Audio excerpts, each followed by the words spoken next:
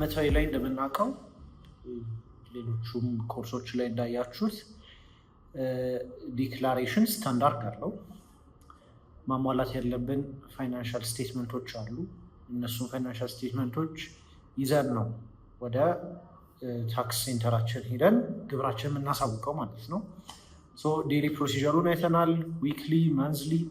ከዛም በኋላ አመቱን ከጨረስን በኋላ ስራችንን ለኦዲተር ኤክስተርናል ኦዲተር ሊገመግምልን ይገባል።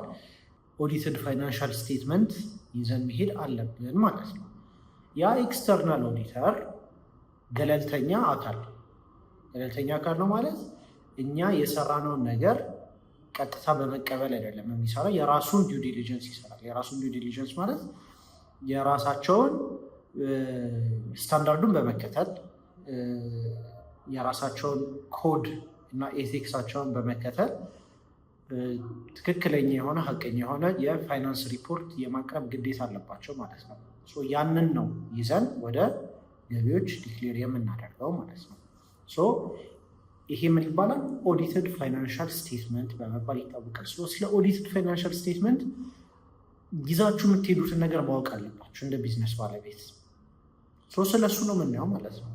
እያንዳንዱን ነገር እንግዲህ አይተናል እስካሁን። ስለ ሌጀር፣ ስለ ፋይናንሻል ስቴትመንት ምንነት ብዙ ነገሮች አይተናል። ደግሞ ሁሉም ነገር ቱጌዘር ሲሆን እንደ ሳምፕል ኦዲትድ ፋይናንሻል ስቴትመንት እዚህ ጋር አዘጋጅተንላቸዋል እና ይሄ እንግዲህ ስታንዳርዱ ፋይናንሻል ሪፖርት የሚይዘው እኒህ ነገሮች ስለሆነ ማለት ነው። ከመጀመሪያ ስንጀምር የተዘጋጀበትን ስታንዳርድ መጠቀስ አለበት። በዚህ ኬዝ ኢትዮጵያን ጋፕ ነው የምንጠቀመው ማለት ነው። ጋፕ እንግዲህ ጀነራሊ አክሴፕትድ አካውንቲንግ ፕሪንሲፕልስ በመባል ይታወቃል። ንግድ ላይ በዋነኝነት 2 ስታንዳርዶች ነው ያሉት። ኢትዮጵያ ውስጥ 3 ስታንዳርዶች አሉ። ዜሪስ ጋፕ ወይም ኢትዮጵያን ጋፕ፣ ከዛ አይኤፍአርኤስ ፎር ኤስኤምኢ ወይም ደግሞ አይኤፍአርኤስ ፎር ስሞል ኤንድ ሚዲየም ኢንተርፕራይዝ የሚባል አለ እና ደግሞ አይኤፍአርኤስ ስታንዳርድ ደግሞ አለ። ስለሱ በደንብ በዲቴል ቀጣዮቹ ሞጁሎች ጋር በደንብ እንገባበታለን። ጋፕ ግን በአብዛኛው ድርጅቶች ጋፕ ስለሆነ የምንጠቀመው 90% ኦልሞስት በግምት ጋፕ ሲስተም ነው የምንጠቀመው። በሱ መሰረት እንደተዘጋጀ መጠቀስ አለበት ማለት ነው። ከዛ ምንድነው ኦዲተርስ ሪፖርት ኢንዲፔንደንት የሆነ ኦፒኒየናቸውን የሚሰጡበት የማኔጅመንት ሪስፖንሲቢሊቲያቸውን፣ የኦዲተር ሪስፖንሲቢሊቲያቸውን፣ ኦፒኒየናቸውን የመሳሰሉት ነገሮች እዚህ ጋር ይገልጻሉ ማለት ነው። ዚስ ኢዝ ስታንዳርድ እነሱ የሰለጠኑበትና መከተል ያለባቸው ኤቲክስ ውስጥ ያለ ነገር ነው ማለት ነው። ሁሉም ነገር ከገለጹ በኋላ መጀመሪያ ወደ ምንድን የምንመጣው በባላንስ ሺት እንጀምራለን ማለት ነው።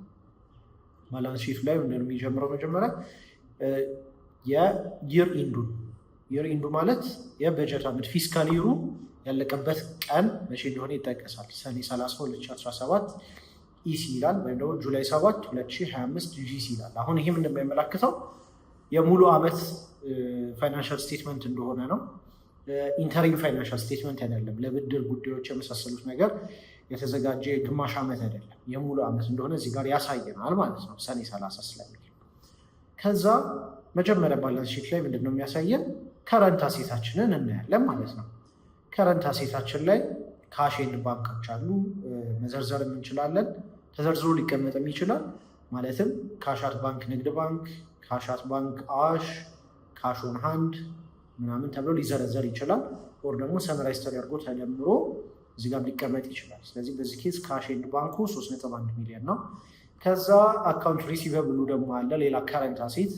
ኔት አካውንት ሪሲቨብሉ በዛ ሰዓት ላይ ያለው ተሰብሳቢ ገንዘብ ይካተታል እዚህ ላይ። ከዛም በኋላ የአካውንት ሪሲቨብል እንግዲህ በምንድን ነው ሰፖርት መደረግ ያለበት? በክሬዲት ሴልስ ኢንቮይሶች፣ በአግሪመንቶች የመሳሰሉት ነገር ልንገልጸው እንችላለን። ከዛም በኋላ ምን አለ? ኢንቬንቶሪ ደግሞ አለ። ኢንቬንቶሪ በምንድን ነው የሚደገፈው? ያ ነገር በቆጠራ ይደገፋል። ከዛም በኋላ ደግሞ የድርጅቱ ቀሪው ኮስቱ ከተመረተ በኋላ ምርተው ከሆነ ከኮስቱ ቀጥሎ ኢንዲንግ ኢንቬንቶሪ ማለት ነው። እሺ፣ በፊርማም በመሳሰሉት ነገሮች በሴልሱ፣ በኤክስፔንሱ፣ በኮስቱ በኤክስፔንሱ ሳይሆን በኮስቱ በሴልሱ እና በኮስቱ መሰረት እና በቆጠራ መሰረት የምደርስባት ቫሊዩ አለች። እቺ ሹር ከሆንም በኋላ ከተናበብን በኋላ ኢንቬንቶሪ እዚህ ላይ ይቀመጣል። ፋይናሊ ደግሞ ፕሪፔድ ኤክስፔንሶች ደግሞ ይቀመጣሉ። ፎር ኤግዛምፕል ሬንት ቀድመን የከፈልነው ካለ እንደ አሴታችን ስለሆነ ፕሪፔድ ኤክስፔንስ እዚህ ውስጥ እናካትታለን ማለት ነው። ከዛም በኋላ ከረንት አሴቶቻችንን ሞላን ማለት ነው። በዚህ መሰረት ከረንት አሴታችን 7.4 ሚሊዮን ነው የሚለው። ከዛም በኋላ ፊክስድ አሴት ደግሞ አለ። ፊክስድ አሴቶቻችን እዚህ ምንድን ናቸው? ፕሮፐርቲዎች፣ ንብረቶች፣ ፕሮፐርቲ ፕላንት ኤንድ ኢኩዊፕመንት፣ ፈርኒቸር ሊሆን ይችላል፣ መኪና ሊሆን ይችላል፣ ማሽን ሊሆን ይችላል። የመሳሰሉት ነገሮች እዚህ ላይ ይካተታሉ። ዝርዝሩን እናስቀምጣለን፣ ግን ደምረን እዚህ ጋር ባላንስ ሺት ላይ ካስቀመጠን በኋላ ሌስ አኪሙሌትድ ዲፕሪሺዬሽን ይላል። ሌስ ምን ማለት ነው? ሲቀነስ ማለት ነው ቤዚክ። ስለዚህ ሌስ ካለ እዚች ጋር ቀንፏን ጠብቋት ሁሌ። ስለዚህ አኪሙሌትድ ዲፕሪሺዬሽን ደግሞ ምንድነው? የእርጅና ኤክስፔንስ እንደማለት ነው። ስለዚህ ንብረቱ ከዲፕሪሺዬሽን ቀጥሎ ኔት ፊክስድ አሴቱን ያመጣልናል ማለት ነው። ምክንያቱም ዲፕሪሺዬሽን ወጪ ስለሆነ እንደ ተቀናሽ ሆኖ ስለሚያዝልን ፋይናል ፊክስድ አሴቱ 5.3 ሚሊዮን ይሆንና እቺ ጋር ሁለቷን ስንደምራት ቶታል አሴቱ 7.4 ሚሊዮን ፕላስ 5.3 ሚሊዮን 12.7 ሚሊዮን ይሆናል ማለት ነው።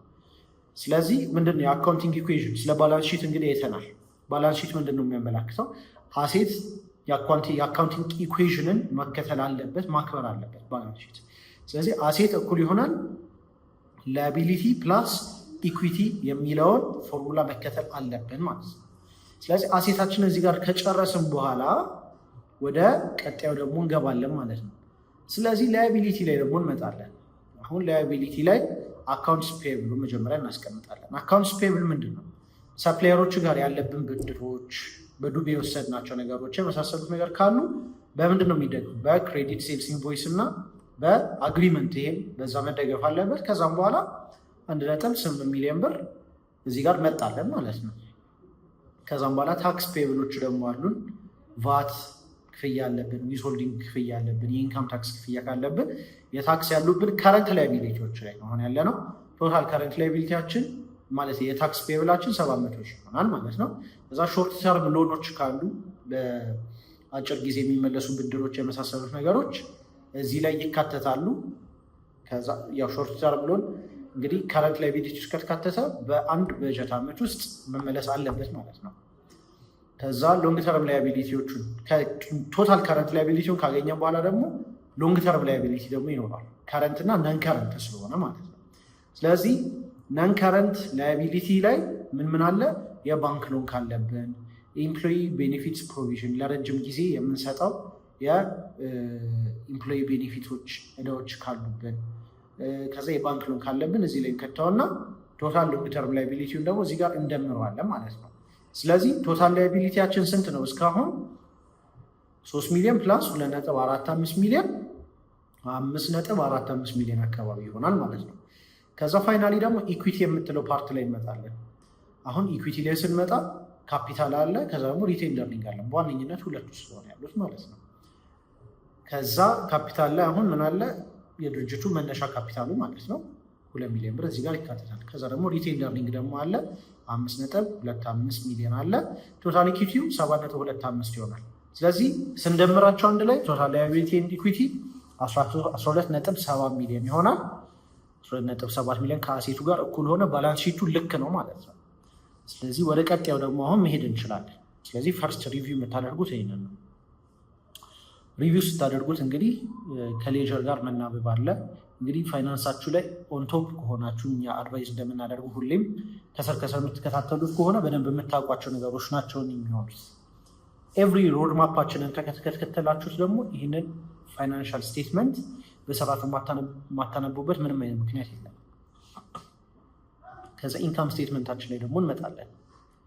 ኢንካም ስቴትመንቱ ላይ ስንመጣ ሴም ቲንግ እንደ ቅድሙ የቅድሙ ስታንዳርድ ይከተላል። ያለቀበት ዓመተ ምህረት ዴቱ አለ። ከዛ ቶፕ ላይኑ ምንድነው? ሬቨኒው ነው እንደምናውቀው ማለት ነው። ስለዚህ ሬቨኒዋችን ስንት ነች? እዚች ጋር 18 ሚሊዮን ብር ይለናል። እዛ ሌስ ኮስት ኦፍ ጉድስ ሶልድ። ሌስ ምንድን ነው እንዳልነው ወጪ ማለት ነው አይደለም? ስለዚህ ሲቀነስ ማለት ነው። ያው ወጪ ነስር ሊሆን ሲቀነስ ማለት ነው።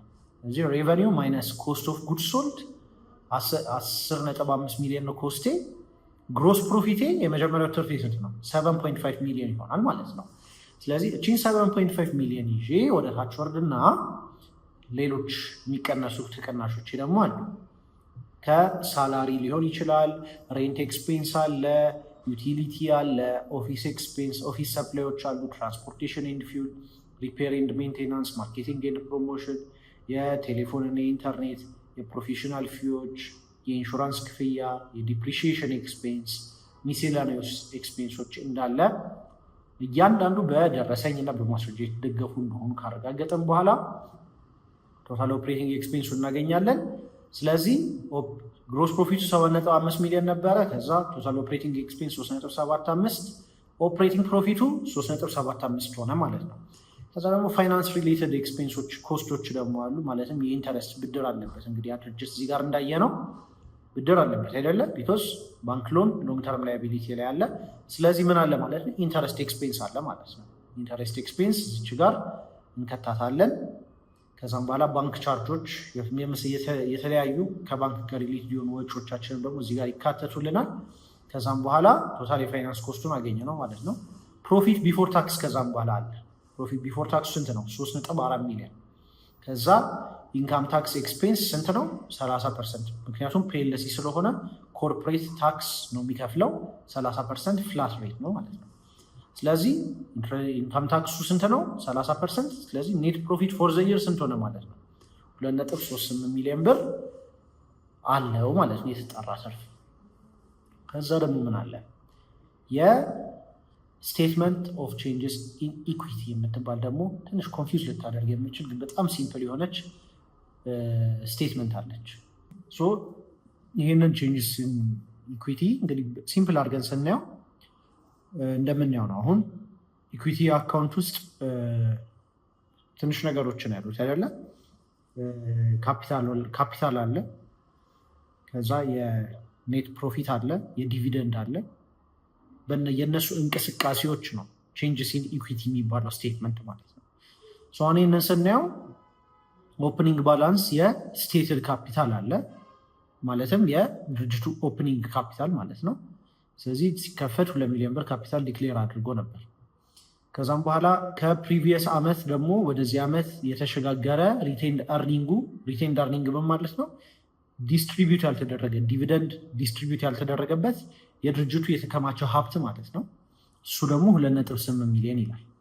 ስለዚህ ቶታል ኢኩዊቲው ስንት ነው? 4.8 ሚሊዮን እዚህ ጋር የሚያሳየን ማለት ነው። ከዛም በኋላ ኔት ፕሮፊት ደግሞ እናያለን። ኦፕኒንጉ ላይ ምንም ነገር የለም።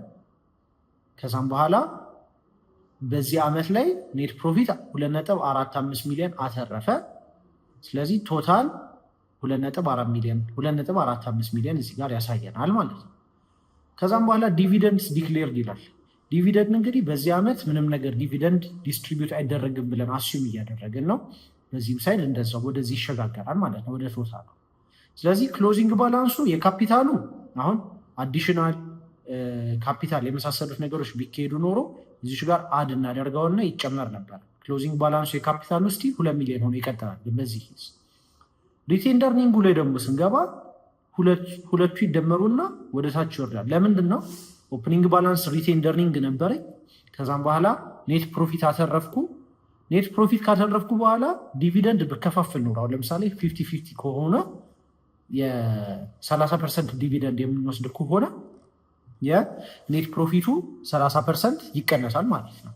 እዚህ ስኬዝ ላይ ግን አልተቀነሰም እንዲቀለል። ስለዚህ ወደ ታች ይወርዳል፣ 5.25 ሚሊዮን ይሆናል ማለት ነው። ስለዚህ ሪቴንድ አርኒንጉ በዚሁ ይቀጥላል። ከዛ ቶታል ኢኩዊቲ ስንት ይሆናል ማለት 7.25 ይሆናል ማለት ነው። እነዚህ የካምፓኒ ሼር ሆልደሮች ኢኩዊቲያቸው ጨመረ ማለት ነው። ያላቸው ሀብት ካምፓኒ ውስጥ ያላቸው ስቶክ ቫሊዩ ጨመረ፣ ኢንክሪዝ አደረገ ማለት ነው። ስለዚህ ስቴትመንት ኢን ቼንጅስ ኢን ኢኩዊቲ ማለት ይህንን ይመስላል። አሁን ወደ ቀጣዩ ስንመጣ ካሽ ፍሎ ስቴትመንት ደግሞ አለች። ካሽ ፍሎ ስቴትመንት አሁን ምንድን ነው? ኢንዳይሬክት የሚባለውን የካሽ ፍሎ ስቴትመንት አሰራር ነው የምንጠቀመው። ኢንዳይሬክት ምን ማለት ነው? ነን ካሽ የሆኑትን እንቅስቃሴዎች ማሳየት አለብን የሚል ስታንዳርድ አለ። ስለዚህ ስታንዳርድ የኢትዮጵያን ጋፕ ውስጥ ስላለ ጀነራል አክሴፕትድ አካውንቲንግ ፕሪንሲፕል ስላለ እችን አፕላይ እናደርጋታለን ማለት ነው። ከኔት ፕሮፊት እንጀምራለን። 3.5 ሚሊዮን ኢንዳይሬክት ስለሆነ ይሄ 3.5 ሚሊዮን። ከዛ አጀስትመንትስ ፎር ዲፕሪሺዬሽን አለ። የዲፕሪሺዬሽን አጀስትመንቶች ማለት ነው። በርጅና ኤክስፔንስ ያገኘናቸው ትራንዛክሽኖች እዚህ ውስጥ ይካተታሉ። ከዛ ወርኪንግ ካፒታል ቼንጅ ላይ ደግሞ እናያለን ማለት ነው። ስለዚህ ወርኪንግ ካፒታል ማለት የፍሎ የሚያደርገው ገንዘባችን ማለት ነው። ስለዚህ ወርኪንግ ካፒታላችን ላይ ምን ኢንክሪዝ አለ? የሪሲቨብል ጭማሪ ሲኖር ወርኪንግ ካፒታላችንን ዲክሪዝ ያደርጓል በ500,000። ኢንቬንቶሪም ደግሞ ኢንክሪዝ ሲያደርግ እያየን ነው። ዊች ሚንስ ካሻችን ላይ ደግሞ በ400,000 ስቲል እየተቀነሰ ነው ማለት ነው። ከዛ በፔብል ደግሞ 300,000 ብር ኢንክሪዝ አድርጓል። ስለዚህ ካሻችን ላይ ደግሞ ኢንክሪዝ ሲያደርግ እናየዋለን ማለት ነው። ስለዚህ ካሽ ጀነሬትድ ፍሮም ኦፕሬሽንስ የነዚህ ሲቀናነስ 3.35 ሚሊዮን ይቀራል ማለት ነው። ከዛ ኢንካም ታክስ የተከፈለውን 1 ሚሊዮን ብር እዚህ ጋር ያካትታል። ይቀናነስና ኔት ኦፕሬቲንግ አክቲቪቲ ካሹ 2.35 ይሆናል ማለት ነው። ከዛም በኋላ ኢንቨስቲንግ አክቲቪቲ ላይ ደግሞ ስንመጣ የፐርቼዝ ፊክስድ አሴት የገዛ ነው ካለ የመሳሰሉት ነገሮች 1.2 ሚሊዮን ብር አሁን በዚህ ኬዝ ቀንሶብናል ማለት ነው። ስለዚህ ኔቱ -1.2 ሚሊዮን ይሆናል። ሎን ሪሲቭ ፋይናንሲንግ አክቲቪቲ ላይ ደግሞ ስንመጣ የተቀበልነው ሎን ካለ ኢንክሪዝ ሲያደርግ እናየዋለን። የሎን ሪፔመንት ደግሞ በየወሩ የምንከፍለው ካለ 200,000 ብር ሲቀንስ እናየዋለን። ኔቱ 300,000 ይሆናል ማለት ነው። ኔት ኢንክሪዝ ኢን ካሽ ኢን ባንክ 1.45 ሚሊዮን። ከዛም በኋላ ኦፕኒንግ ካሽ አት ባንክ 1.6 ሚሊዮን ነበረ። ክሎዚንጉ ስንት ሆነ? 3.1 ሚሊዮን ሁለቱ ሲደመር ማለት ነው። ቤዚክሊ ይህንን ይመስላል የካሽ ፍሎ ስቴትመንት። ከዛ ደግሞ ወደ ትራያል ባላንሳችን ፋይናሊ ስንወርድ ትራያል ባላንስ ማለት ምንድነው? ሌጀሩ ላይ ያሉት ነገሮች እንዳለ ሰመራይዝ ተደርጎ የሚገቡበት በአንድ ቴብል የሚቀመጡበት የሰነድ አይነት ነው። ሴም ቲንግ ኢንዲንጉ እዚህ ጋር ይቀመጣል። ከዛ በተጨማሪ ፋይናል የሚታየው እቺ ሁለቷ ባላንስ አድርጋለች የሚለው ነገር እናያለን። ከዛም በኋላ ከሌጀሩ ጋር ማመሳከር ነው። ይሄ ሞሮፍ የሂሳብ ሰራተኛው ስራ ይሆናል ማለት ነው። ከዛም በኋላ ፋይናል ኖቶች ደግሞ አሉ። መጀመሪያ የተጠቀሱት ነገሮች እዚህ ላይ የሚጠቀሳሉ። አዲሽናል ደግሞ ምን አለ? የዲፕሪሺዬሽን የተጠቀምነው ቴክኒክ እዚህ ጋር እናስቀምጣለን። ከዛም በኋላ የኢንቬንቶሪ ቫሉዌሽን ቴክኒካችንን የመሳሰሉት ነገሮች እናስቀምጣለን ማለት ነው። ኦዲትድ ፋይናንሻል ስቴትመንት ይህንን ይመስላል።